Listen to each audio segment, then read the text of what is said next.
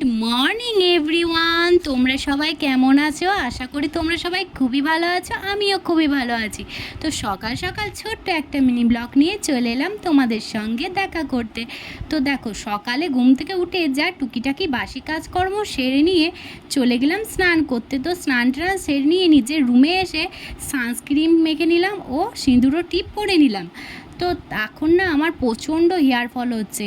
তো এই গরমের জন্যে নাকি জানি না, তো প্রচণ্ড চুল উঠে যাচ্ছে বলে আমি প্রায় মাথাটা স্নান করি, কারণ মাথায় ঘাম বসলে চুল ওঠে বেশি। তো ওইটা জানার পরে একটু স্নান টান করলে মাথায় ঘামটা আর অতটা বসে না।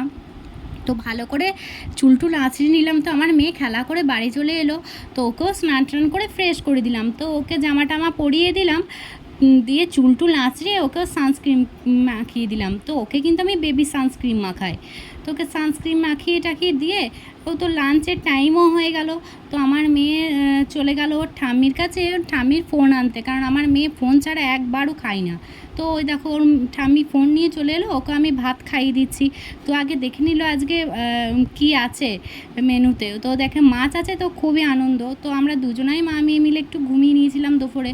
তো বিকালে ঘুম থেকে উঠে দেখো আমি না চুল খুলে ঘুমাই, আমার খুব মাথায় লাগে না হলে।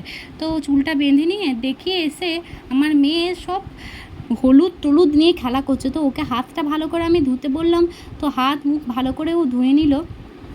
তো ওর খেলা করার টাইম চলে এসছে যে, ওই জন্য। তো ওকে দেখো আমি একটু, আজকে আমার মেয়ে বলছে মা আমি গ্লুকন্ডি খাবো, আজ একটু গরমটা প্রচণ্ড ছিল। তো ওকে একটু ঠান্ডা জল মিক্স করে গ্লুকন্ডি বানিয়ে দিলাম। তো ও গ্লুকন্ডি খেয়ে রেডি হয়ে চলে গেল খেলা করতে।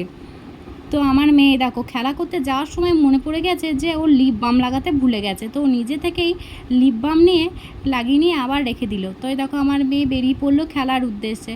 তো ও ঠাম্মির সঙ্গে কথা বলতে বলতে ও চলে গেল খেলতে। তো এই দেখো ওর একটা দাদাকে দেখতে পেয়েছে, তো ওর সঙ্গেই কথা বলতে লাগলো। তো আমি ওকে বাই বাই করে রুমে চলে এসে ভালো করে মাথায় একটু হেয়ার অয়েল করে নিলাম।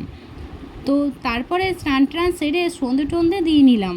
তো সন্ধে টন্ধে দেওয়া আমার কমপ্লিট, গোপালকে খেতেও দিয়ে দিলাম। তো প্রণাম টনাম সেরে গুরু প্রণামটাও করে নিলাম।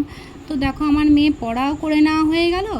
হ্যালো বন্ধুরা, তোমরা সবাই কেমন আছো?